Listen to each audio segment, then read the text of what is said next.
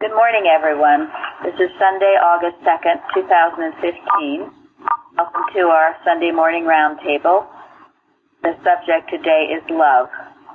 The golden text, Matthew 5.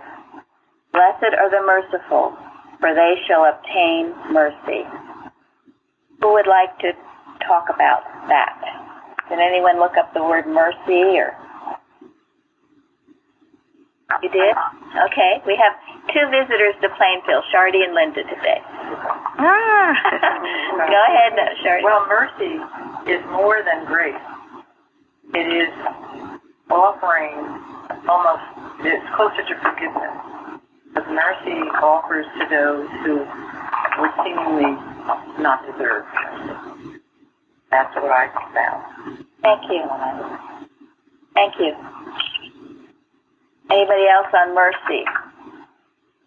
Yeah, in 1828 dictionary, it implies benevolence, tenderness, mildness, compassion. One of the quotes is, "The Lord is long-suffering and of great mercy, forgiving iniquity and transgression, and by no means clearing the guilty." That's the important part for me. That was Numbers 14:18. Thank you. Very good and very important. Anyone else? Sounds like mercy has more of the divine quality. I mean, so many times we focus on people that are good, loving people, but what about the divine nature? The rain falls down and it falls on everyone, the just, unjust, deserving, undeserving, whatever. Everyone has a chance to get it. Everyone has a chance to get it together. So God is the one who is the judge, and He knows what He has in plan for His great plan. Yeah, it is all good. He's the one who regulates it all, not us. Thank you. And I found compassionate treatment of an adversary. Anyone else? Where did this statement come from? Blessed are the merciful. What is it? Sermon on the Mount. Yes? Sermon on the Mount. It's a beatitude. It is. It's a beatitude. Where else do we find this idea of forgiveness that's well-known in the Bible?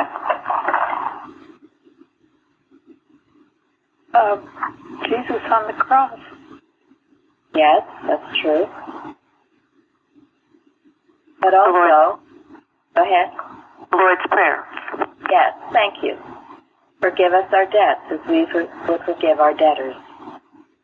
So you can see it's a highly important point for us. And as I love what Bruce said, it is a divine quality to be able to forgive.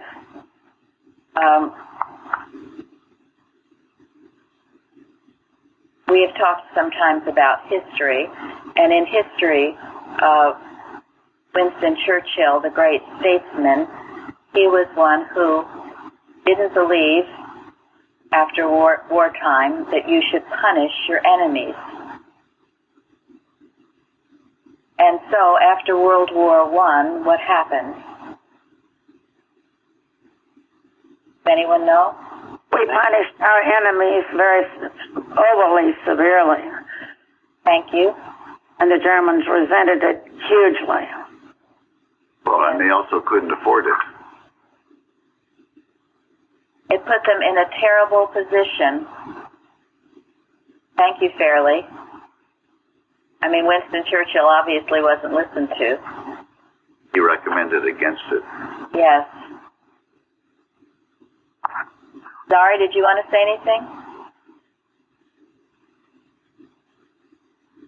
You are. We can't hear you, so... Well, anyway, and because of that punishment, what did that lay the groundwork for? Hitler. And many who don't understand how he could have risen to power, well, that was part of it.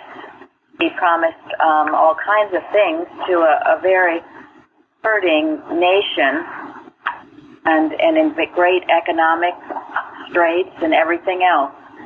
So this is a very important point about punishing your enemies.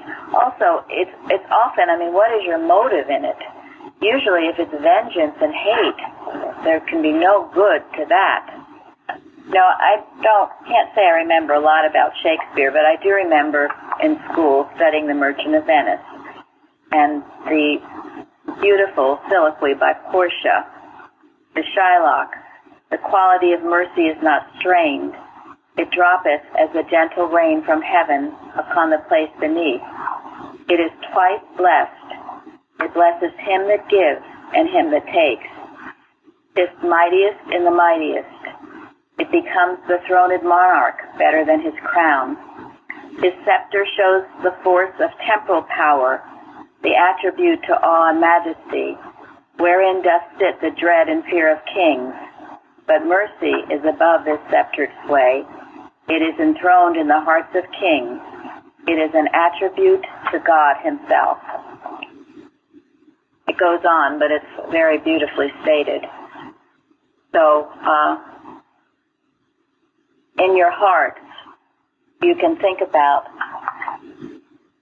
those who, perhaps if you ever felt that someone has done you wrong, have you completely forgiven them?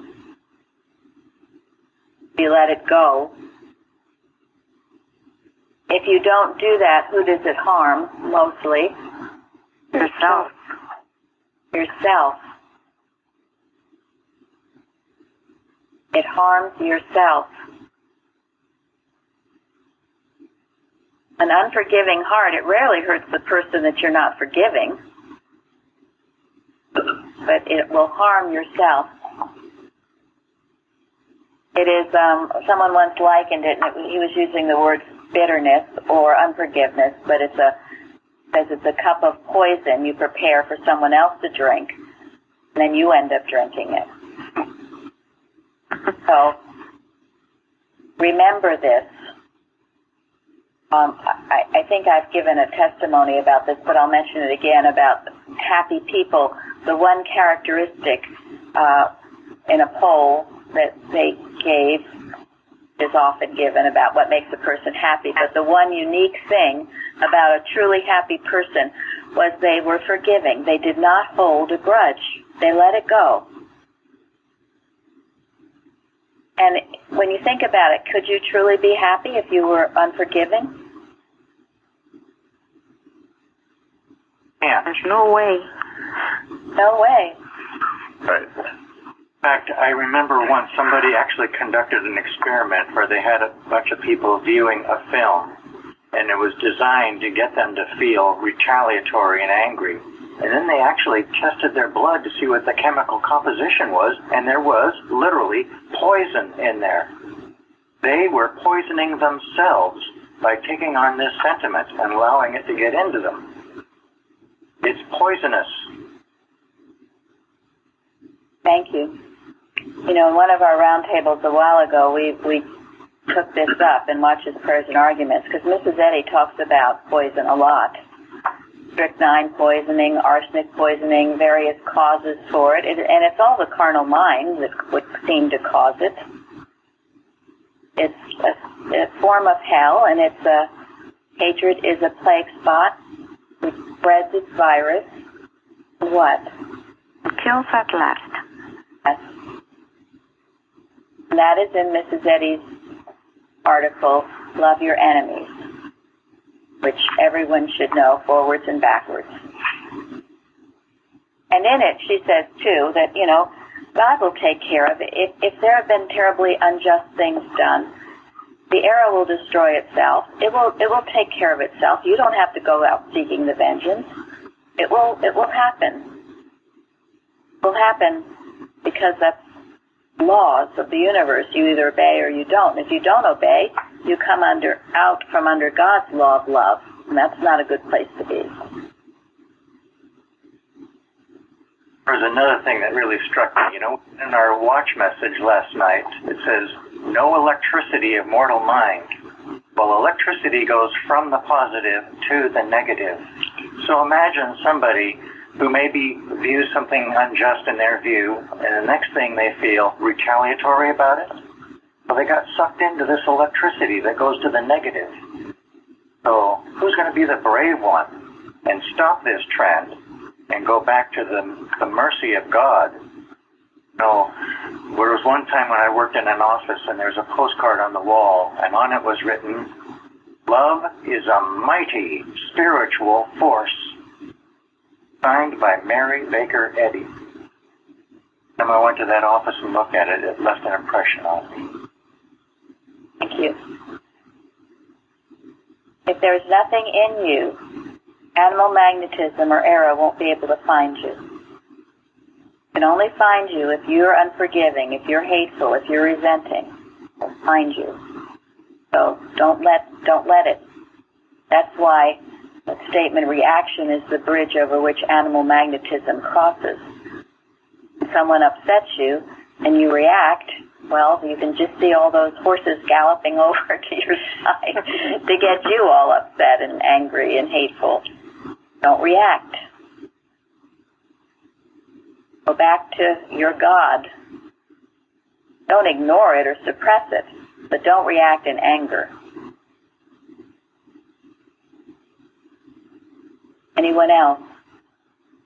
I think one of the tools that resentment uses, or the hooks, is self-justification. You know, it'll try to argue that, well, I'm justified in feeling this way about what another person may have done to me. And I think that's something that, you know, you really, or I really have had to be careful I'm not holding in my thought. You know, I guess it was a couple of months ago, I went through my thought and I realized there were 3 people that I was resenting for what they had done to me in the past. And I really stripped that thought bare. And the thing that really saved me was I started being grateful for all the good that they had done for me. And when I did that, I just felt such an influx of love. And it just wiped out any feeling of resentment for them. It was really wonderful. Thank you. That is wonderful. It is. That's exactly how God works. When I looked up the definition of mercy in the Merriam-Webster Student Dictionary, it said that while mercy in English now has the meaning of kindness or pity shown to someone, the word merci in French has lost much of that meaning, and it mainly means today just thank you. But the synonyms were mercy, clemency, leniency, which means a disposition to not be harsh in one's dealings with others. That was really good. Thank you, Wendy. I know, too, I believe I've told this story, but it was someone who had cancer. She was sent from the hospital home to die, and she put postcards around her house saying, "I will not die, but I will live and praise God," or something. It was a quote from the Bible. And then she went through her thought and thought about anyone that she might resent, and she stopped it, got over it, replaced it with love, did as Joanne did. If there was any good, remembered that and let the other go. And then she thought, if there was anyone that I might have harmed or done wrong to, she either wrote notes or letters or contacted those people. And if she couldn't, then she, in her prayers, asked forgiveness of God anyway. In other words, she cleared her slate of any possible sense of wrongdoing or unforgiveness. And she continued that way, and she got up, did her daily chores every day, took care of her family, and guess what? She was healed. was healed. And that was many years ago. And she was not a Christian Scientist, she was a Christian. Remember this. Don't take to your bosom or take to any part of your body, any organ of your body, and churn and Can I add also, Mary, that I think one of the things we often overlook is feeling hurt. And sometimes we think that's okay, maybe because that's not really, we're thinking that's not being directed towards someone, but it really is. When you're feeling hurt, you're accepting the actions of another as a reality, and you ultimately hurt yourself. So I think that's not one to be overlooked. Very important. Thank you. That's important for being unself. That's what unself is all about. Is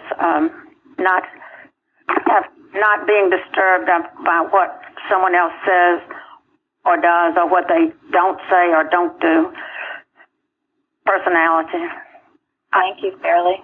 I love what Bicknell Young wrote once. If your feelings get hurt, get rid of your feelings. Yeah, I often think of that. All of these things, as Fairly brought out, it's the self-thought. As Joanne was talking about self-justification, getting your feelings hurt. It all is going to self, a personality, a selfhood apart from God. Now, if you're reflecting God, and someone says something hurtful, if you react to it, then it shows that self is present. But if you don't react to it, it shows what? Reflecting God. Yes. It won't hurt. You'll say, as Mrs. Eddy has said, if there's any truth to it, great, I'll change. I appreciate any constructive criticism. If there's not a truth to it, it's like water off the duck's back. Thank you very much. Anything else you have to say? And then go on. I can always tell if I'm in the right mind by the way I can take criticism. If it barbs you, then there's something wrong.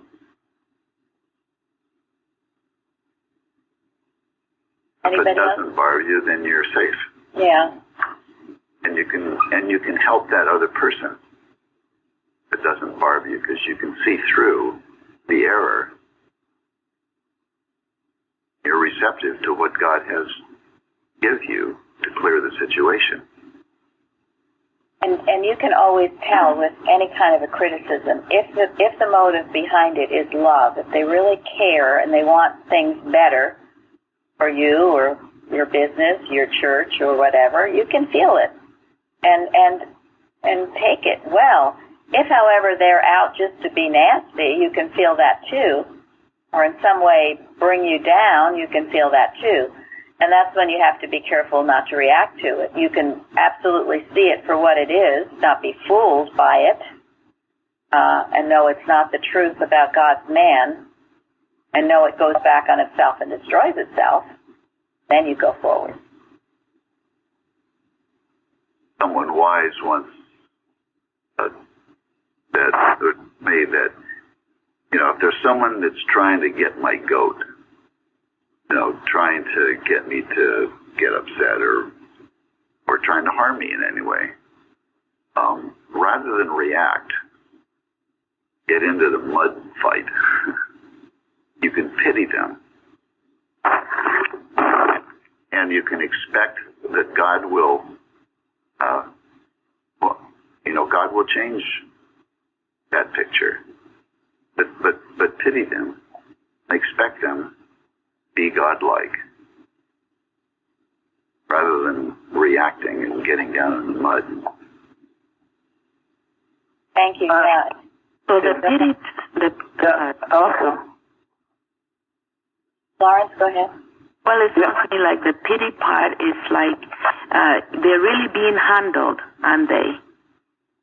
So you kind of see through that this is not a part of them, really. So Yeah. that's what's It's animal magnetism animating them.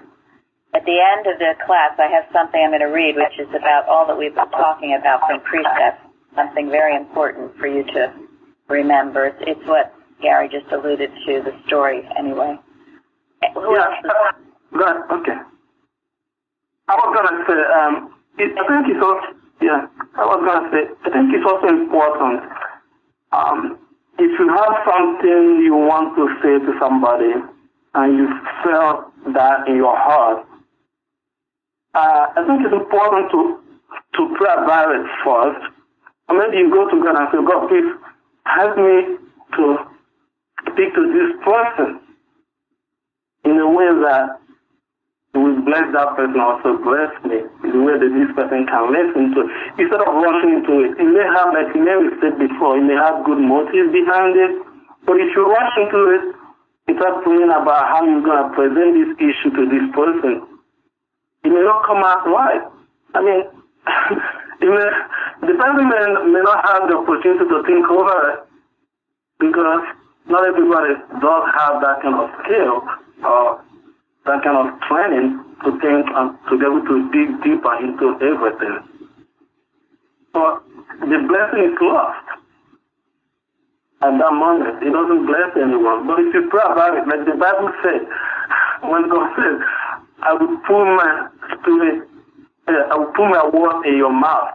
And when you pray about it, even in the case of Moses, when Moses was going to go to Pharaoh, he's not a good speaker. And that was a big concern to Moses, even though his message was right. And he knew he wasn't a good speaker. And he asked God about it, and God told him, don't know about it. I have already figured it out. And God used Aaron, his cousin or brother, I don't know I forgot how they relate to each other. But God used Aaron to speak, to be able to give his word out to the people of to Pharaoh, and it was a big blessing to the people of Israel. And if Moses has rushed into it, oh, God has spoken to me, I have got the power from God, I'm going to do it. It may not be, the outcome may not be as it is today. Thank you, Benjamin. Pray before you speak. Pray before you email. Yeah. That's a big one. That's a big one. What was that someone told you about the misunderstanding? Well, that's different, yeah. Oh, yeah, that's not. Well, yeah. There was a study done by somebody, I don't know how accurate or reliable it is, but it said that when you speak to someone face to face, you actually can get about 80% of what each one's saying. When you speak on the phone to someone, you lose a lot, and you only get about 50%. You actually only understand about 50% of what each one is saying. When you email back and forth, you lose just about everything. You only really understand about 20% of what people are typing, because so much there's no inflection, there's no looking at the eyes, that sort of thing. And I think, something to think about. That's why there's so many smiley faces and things like that set, because people don't want them to be misunderstood, that what they're saying isn't in any way trying to be offensive. So that's why it's good, I think, as much as we can, to speak with each other, not to get so mechanical that all we do is email and call that impersonal. Nothing wrong with seeing your brother eye to eye or speaking to him voice to voice. And if we can't love our brother whom we do see, how can we love God whom we can't see? Anybody else? Anybody on the... Go ahead. I really like what, Benjamin brought out about, praying and really waiting until, God tells you to do something.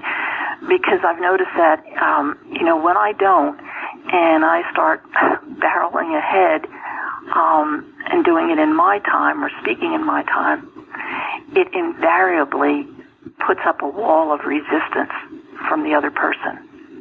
even though I could be saying something that's, of value, it gets met with resistance because it's not the right time in the right way when God wanted it done. Right. You build a resistance up in the other person. You do it. That's why to get the resistance down from the other person, it has to start with your thought. What are you thinking? How are you seeing them? How are you presenting yourself? If it's in a willful or even unintentional willful or bossy way, the walls do go up, and rightfully so. Anna? Okay, anybody else about the responsive reading? Suzanne wrote about, I will walk within my house with a perfect heart, making an important point. She wrote about it on the forum. Does anyone remember what she said, if you saw it?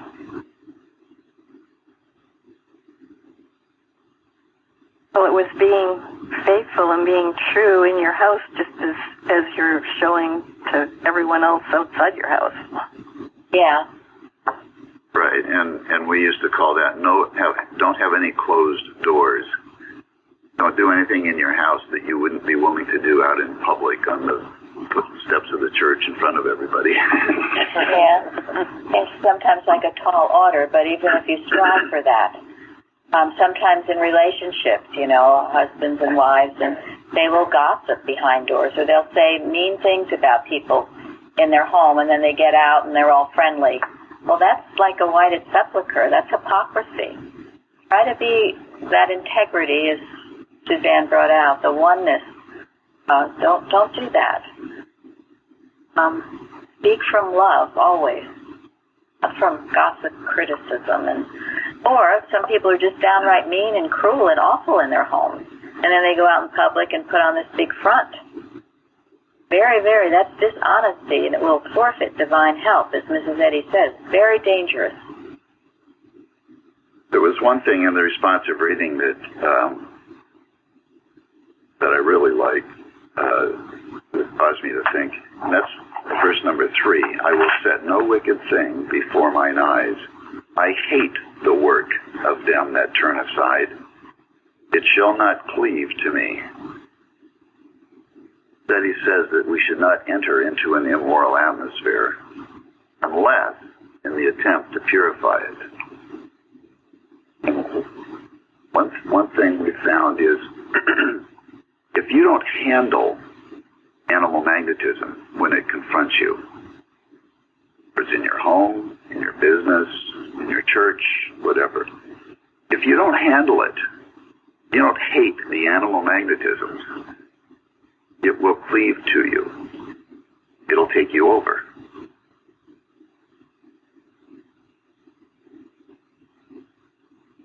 That sense, in that way, the word hate has a different connotation. I remember, Mrs. Evans used to be very, very strong about this. Sometimes it almost troubled me, but I do now see what she means. If you are lukewarm to an error, and you're, so what if he said this, or, it's not so bad, it will get into your thoughts. This idea of hate means to just not tolerate. Hate evil. Yes. Hate error. That you can. Go ahead. It reminds me of the Bible verse later in the Bible talks about the roaring lion that walketh about seeking who it may devour. And it will watch, see who is going to be nice to others with the intent of getting something selfishly, wrongly, maliciously out of them. They look for that type. Don't be that type. One thing that struck me so clearly when I first came to this church years and years ago was right was right and wrong was wrong, and there was nowhere in between. You should have a no tolerance for error. Otherwise it will. It looks for a way. I was reading recently, I read it before, but it's the story of someone answering Mrs. Eddy's door, and she had greeted the person with a big smile on her face, and Mrs. Eddy said, don't do that. It's a way that error can come come in to my home. Now you have to, with dignity, you greet them with dignity, but not with this big smile. As Bruce said, Era's looking for a nice, quote, that's why nice we consider the four-letter word, looking for that nice person that it can wheedle in. And devour. And devour, yes. So don't be nice. Kind, strong, loving, compassionate, but with all those things, strong, alert, with a sword in one hand and a tool, thank you, tool in the other. And I thought it was interesting that this verse was in the lesson on love. Because that is real love. If you're soft on error, that's not love. Being nice is not love. Love is principle. Love loves that which is right with God, and it hates that which is not. That will put you in a good place. I know before I came here I was in a gray zone because I was trying always to be so loving, and this was what it was all about. It was mush. I wouldn't speak up. I was always trying to be kind, go the extra mile, turn the other cheek. And that's what was so wonderful when I got here and met practitioner and teacher Mrs. Evans here, because she was not like that. And there was a power behind her words and what she did. She loved the truth. But with loving the truth, do hate error. Can't abide it. Can't live with it. You can't cohabitate. Obnoxious. And by doing that, you can overcome it and then destroy it. Realize it's total nothingness. Because it is nothing. The reason you can do that is because it's not personal. Neither person, place, nor thing. Separate it from the person, destroy it. Help others in a way that they can't otherwise be helped. Everyone understand this? Any questions?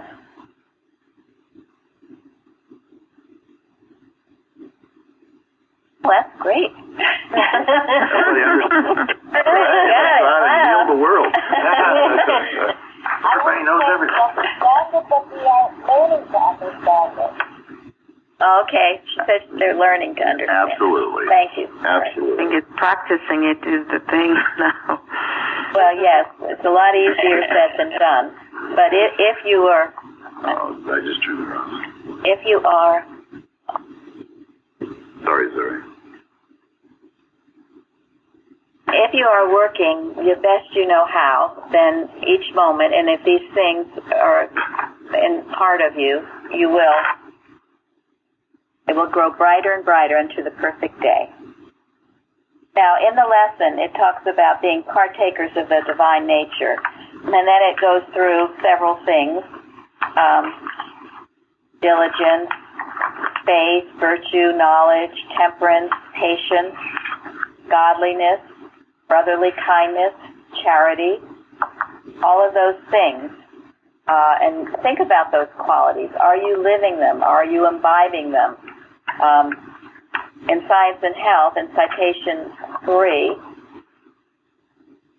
he says, simply asking that we may love God will never make us love Him.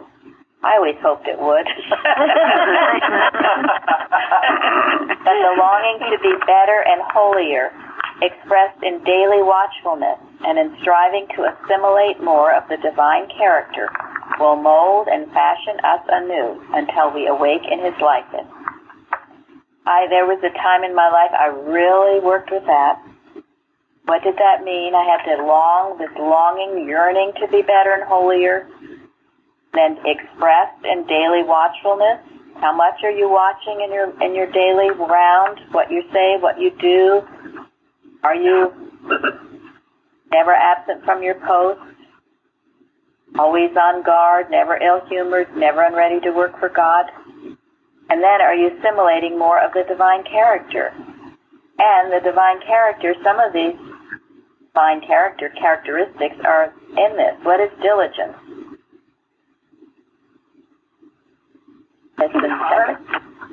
Pardon me? Working hard? Yes. Working hard.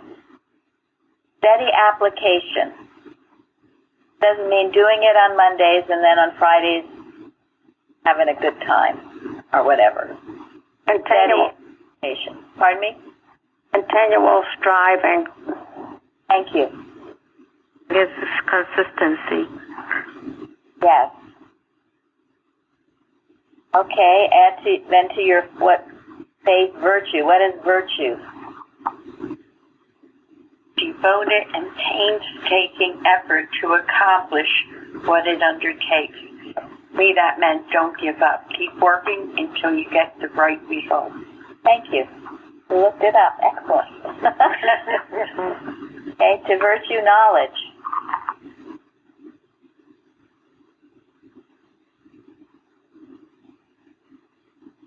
It's knowledge, the right sense of it. A clear, certain perception of that which exists or of truth and fact. Thank you. Yeah, you learn from your experiences. Good. And it's intelligence, divine intelligence from God, not a massing up of human knowledge. The knowledge of God. Yes, an understanding of Him. Okay. Godliness. Oh, don't know. Patience, I guess that's the... No, I skipped way over. Temperance. Sorry. Yes. Temperance. Skipped way over. Temperance. What is temperance? Self-control. Patience. Thank you. Yeah. Self-control. Moderation in all things. Not inclined to react. Yeah. Yes. Self-control. That means controlled by God. Okay, what's the next one? Patience. Doing things in God's time. Thank you. Anybody else? Steadfastness. Go ahead. Steadfastness? Okay. Uncomplaining endurance of evils or wrongs. Okay, no whining allowed. Asking God, is it the right time to do this or not? Yes, thank you. Thank you. Okay. After patience comes godliness. That's what you just said, taking on the divine nature. Right, it's a reverence for God, a love for God, obedience to Him. And then the last... Because once you get in the habit of waiting for God to direct you to all things, gradually learn to do that all the time. And it becomes very natural for you to be godlike in all that you do.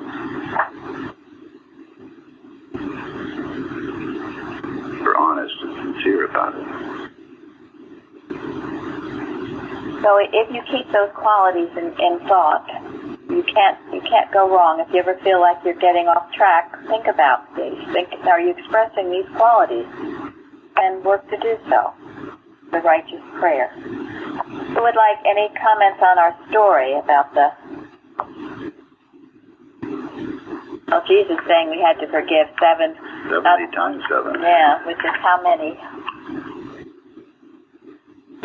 Well, in those days, it was meant to depict all the time, every time.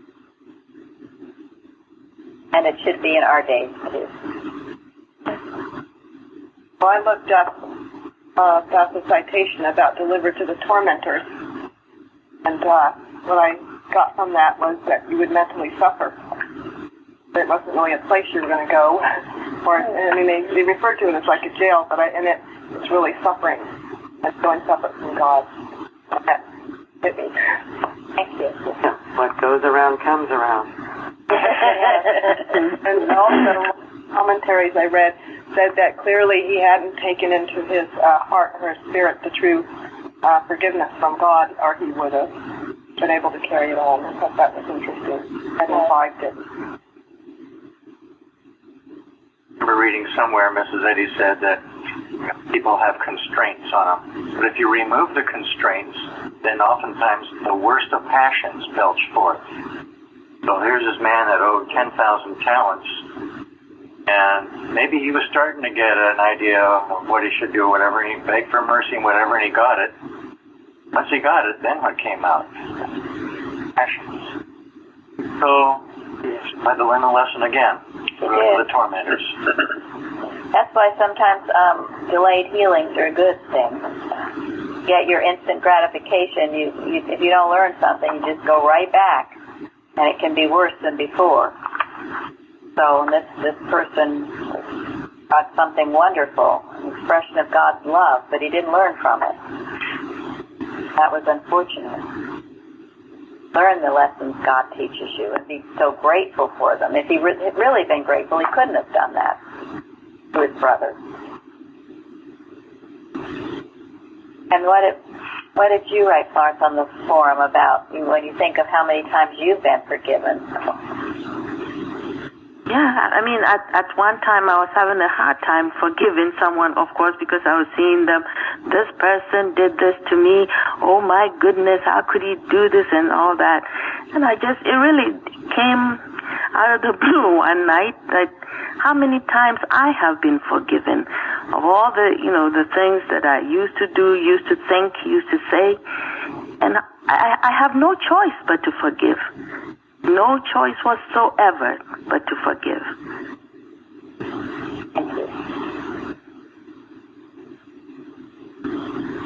Anybody else on this story? I read too. He'd been forgiven $10,000, and the other guy was only $20. He's still. Yeah. What was that all about? All right. And at the very end of the Bible, it says, above all these things, put on charity, is love, find love.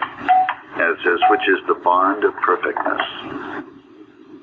We have divine love in our heart. It bonds us to that perfect law of God. It governs the universe. Prospers us, it protects us, and it blesses everyone in our presence.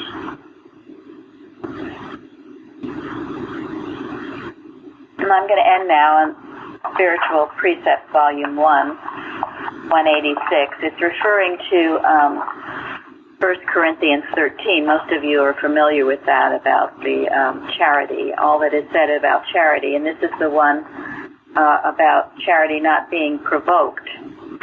Carpenter says, if you are seeking to reflect the Spirit of God, and you show any evidence that you are beginning to do it, you may know that you will be pursued by animal magnetism, much as a fox is chased by hounds. It is the serpent at the heels of the woman. You can never yield to being provoked, therefore, without being sure that through that mental state you are being handled by animal magnetism, any more than the fox can yield to sleep, unprotected, without knowing that the dogs will be upon him.